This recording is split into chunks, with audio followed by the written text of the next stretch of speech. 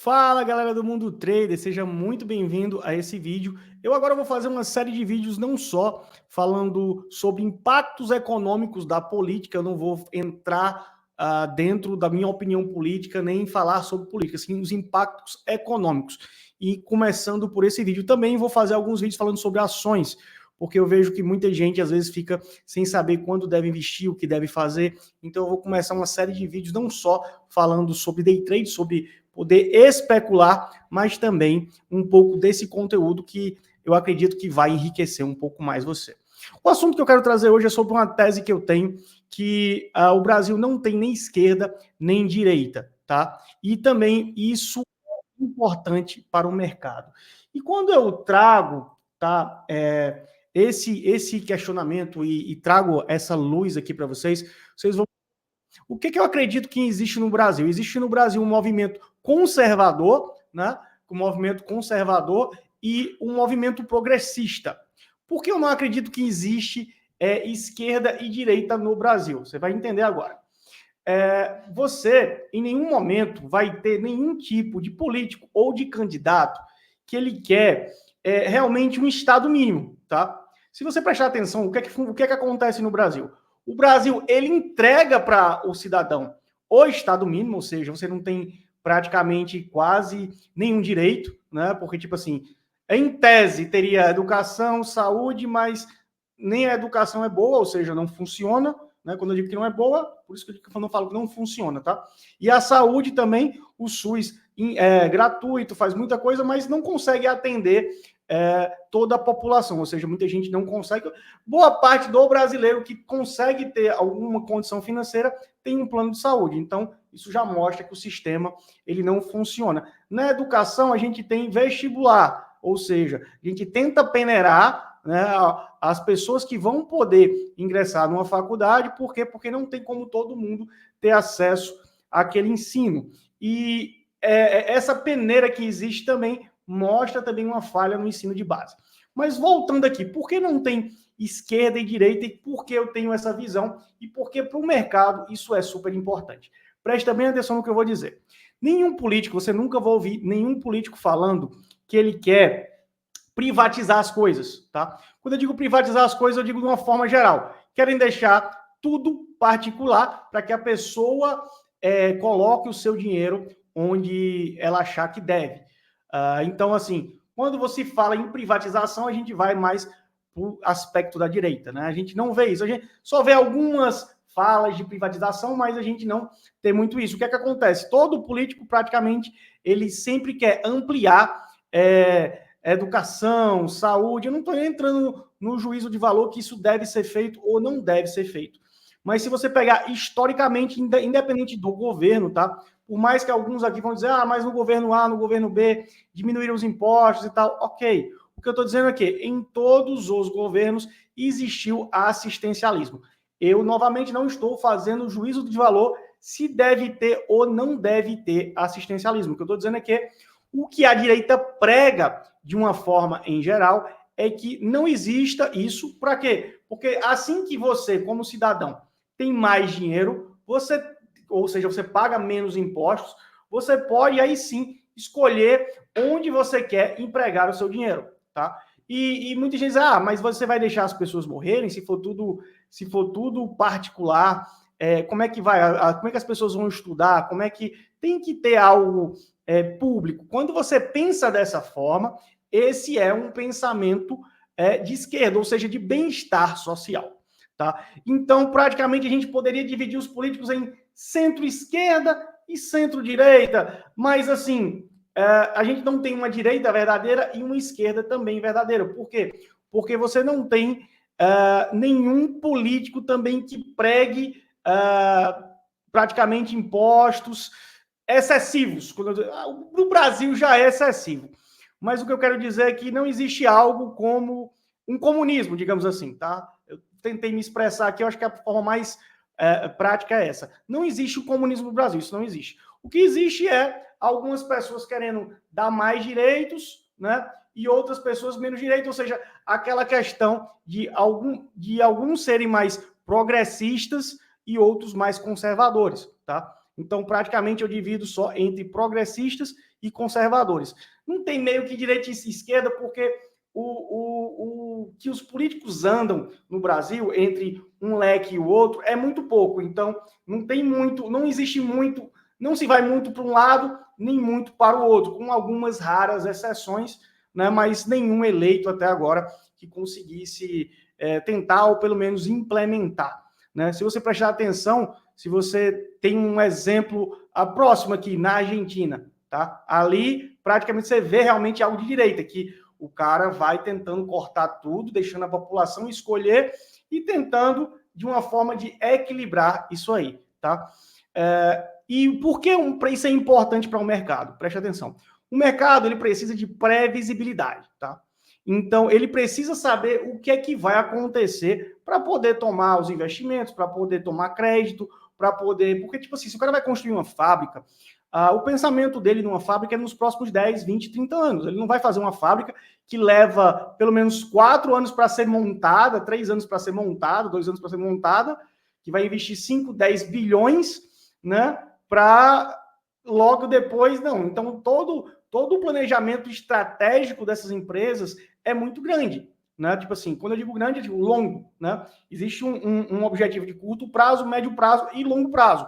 E todas as empresas, se você pegar essas empresas que ficam na bolsa, que a gente visualiza aqui, tá? Você pode ir lá na central lá de investidores, vai ter lá relacionamento com os investidores. Ela sempre vai dizer qual é a visão que ela tem de mercado para os próximos anos, o que é que ela quer fazer, o que é que ela quer expandir, quais as metas que ela quer buscar. Então, por isso que é super importante, que existe essa previsibilidade, tá? Então, independente de quem ganhe governo, de quem ganhe presidência, existe essa previsibilidade. Mas quem ganhou foi o Lula, quem ganhou foi o Bolsonaro. Existe, como eu disse a vocês, uma variação pequena, tá? Um espectro pequeno, tá? Então, não estou entrando aqui também no mérito do político que eu prefiro, nem no que eu votaria, nada do tipo, tá? Estou falando só analisando dados, tá? Analisando dados aqui. Não vou tentar aqui ser o mais imparcial possível e não fazer nenhum juízo de valor. Então, diante disso, o mercado já tem mais ou menos o que ele espera daquele político, daquele candidato, porque esse meio que esse pêndulo que existe é muito curto para as pontas que ele pode andar. Então, baseado nisso, existe uma tranquilidade do mercado. O que vai acontecer geralmente se pega um governo mais à esquerda, um pouco mais à esquerda? Porque geralmente o governo que é mais à esquerda, ele tende a gastar mais, ele tende a inchar a máquina pública mais. Então, o que o mercado vai prestar atenção? Na parte fiscal. A parte fiscal aí vai ser a parte mais importante, né? Então, sempre que um governo de esquerda assume no Brasil, a maior preocupação do mercado como um todo é na parte fiscal, na parte da dívida, porque esse carrego de dívida, tudo isso gera um custo para as empresas também, porque quanto mais a gente tem risco de um calote, de algo assim, mais aumenta a taxa, mais aumenta o custo de crédito, mais aumenta o valor para as empresas se financiarem, tá? Então, existe isso aí. Quando se tem um governo mais à direita, né? Isso eu estou falando, obviamente, na parte econômica, tá? Não estou entrando nessa parte de progressismo, da parte conservadora, que vai ser mais o que as pessoas querem de visão, de unidade de país, tá? Estou focando aqui na parte econômica. Então, quando você pega um governo mais à direita, ele vai ser um governo mais enxuto. Então, essa preocupação quanto a gasto não vai existir tanto. Por quê? Porque, a priori, num primeiro momento, existe esse cuidado de não ter tanto gasto, de existir menos gasto. Então, o custo de crédito fica menor a partir do momento que não tem tanto gasto assim, e isso vai gerando uma bola de neve positiva. Por quê? Porque se o custo de crédito da empresa é menor, ela fica mais fácil para ela se endividar, para ela fomentar a indústria como um todo, o comércio, todo o país fica mais fácil todo esse financiamento das empresas. Então, a gente tem crescimento. Aí você pode dizer, mas, Sanca, você não vai dizer que não tem crescimento? O Brasil agora o PIB está bombando, tal. Sim, mas esse crescimento que está acontecendo é um crescimento através do endividamento. Então, se acende uma certa luz, por quê? Porque o PIB ele tem que crescer mais do que a dívida, entendeu? Se ele não fizer isso, a gente tem um problema. Então, sempre fica o mercado tipo meio que afobado através dos números. Eu vou dar um exemplo, vou tentar dar uns exemplos aqui de forma mais simples para que qualquer pessoa consiga entender. Imagina o seguinte: aquela família. Não é legal colocar um país como uma família, mas só para ficar a compreensão mais fácil. Imagina o seguinte: que é aquela família que o cara, ele começa a gastar muito, se endividar, porque ele está usando parte desse endividamento, porque não é tudo, para tentar ganhar mais, tá? E ele não está utilizando esse dinheiro porque tipo para algo direto, tá? Só para você entender, digamos, o cara comprou um carro novo para a aparência dele melhorar, para ele tentar vender mais e tal e tal. Isso não é um gasto direto, porque o carro pode ser que esteja ligado à imagem e tal, mas não é algo ligado diretamente, diferente que se esse cara pegasse esse dinheiro que ele estava se endividando para construir uma fábrica, tá? A mesma coisa acontece no Brasil. Quando ele aumenta o gasto público, esse gasto, ele não é em infraestrutura, não é em coisas que a cada real que o governo gastar vai voltar 2, 3, é um gasto em pessoal, é um gasto em assistencialismo, é um gasto que ele não tem esse retorno positivo, ou seja, a cada R$1 que o governo gasta não volta 2, 3, a gente fica assim, se o resto dos setores não começarem a avançar, a gente vai ter problema. Então, por isso que os números sempre, a galera fica sempre ligado nisso aí. Eu tentei dar uma explicação aqui bem simples, tá? E em relação a, imagina agora o outro tipo de governo, o cara que ele ganha 10 mil, ele está tentando gastar 8, para sobrar 2, para esses 2 ele tentar investir e tentar aumentar a renda dele, tá?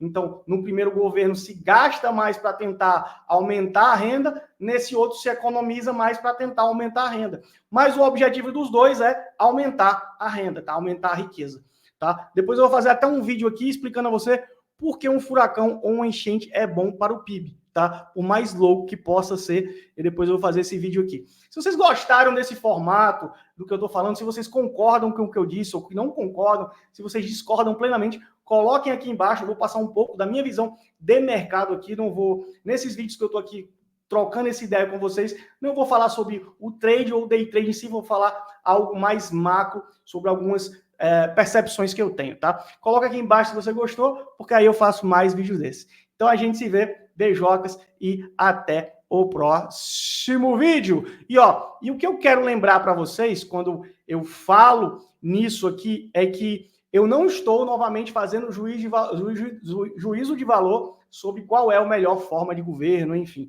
Só estou mostrando a vocês que no Brasil a gente não vai ter realmente direita de verdade e esquerda de verdade. A gente vai ter meio que um pêndulo que é um pouco mais à esquerda e um pouco mais à direita. Mas isso aqui não existe no Brasil, tá?